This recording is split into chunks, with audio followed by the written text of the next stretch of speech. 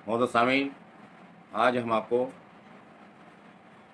Bollywood film movie निकाह, जिसका नाम निकाह है, हालांकि इसका नाम पहले रखा जा रहा था तलाक तलाक तलाक। मैं ये क्यों बता रहा हूँ? वो इसलिए बता रहा हूँ कि हमारे यहाँ जिस तरीके से तलाक तलाक तलाक कहने से उसको तलाक मान लिया जाता है, वो एक हकीकत ये है कि अल्लाह ताला ने जो कुरान के अंदर जो तलाक की पूरी तफसील के साथ में, वजाहत के साथ में, और एक सूरत में नहीं 3 सूरतों में, सूरे तलाक, सूरे निसा, सूरे बकर, इन सब जगहों पर तलाक देने का पूरा तरीका बयान किया गया है। मैं समझता हूँ कि किसी और बात के लिए, किसी और शरीयत के लिए इतनी तफसील से कुरान में नहीं बताया गया होगा जितना कि तलाक देने के लिए बताया गया है।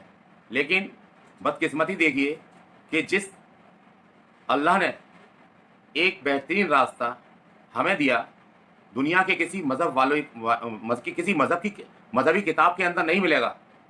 कोई भी दुनिया की मजहबी किसी किताब में तब निकाह के तरीके तो मिल जाएंगे, लेकिन तलाक देने का तरीका नहीं मिलेगा।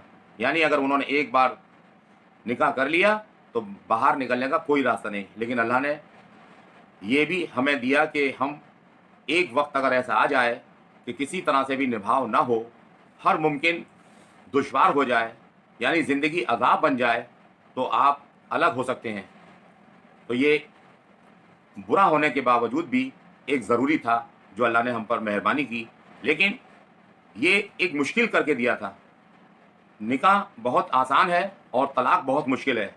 लेकिन हमारे यहाँ जितनी भी शरीयतें बनी, चाहे वो हनफी, शाफ़ई, मालकी, हम्बली, जितनी भी शरीयतें बनी हुई हैं, इसमें अक्सरियत, यानी पूरी अक्सरियत, वो कुरान को छूती तक नहीं है। ये समझ लिए तलाक जैसे मसले पे कुरान के आसपास तक नजर नहीं आती।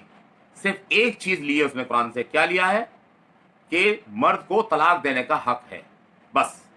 इसके बाद कुरान के आसपास नजर नहीं आएंगे। उनके इस तलाक जैसे मसले में मैं उनके साथ हूं। बाकी उनका अकीदा कैसा है कैसा नहीं है, मैं कोई शिया नहीं हूं, ना मैं शियाओं के साथ हूं इस मामले में। लेकिन तलाक जैसे मसले में, अकीदे जैसे मसले में मुझे नहीं पता उनका कैसा अकीदा है।